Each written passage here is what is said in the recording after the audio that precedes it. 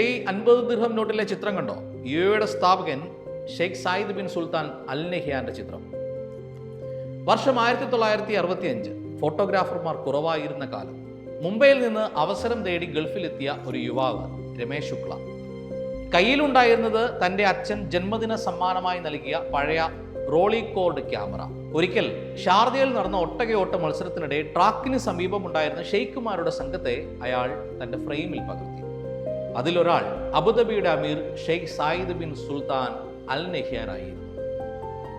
നീയാണ് കലാകാരൻ. ആ ചിത്രം കണ്ട ഷെയ്ഖ് സായിദ് അയാളെ അഭിനന്ദിച്ചു.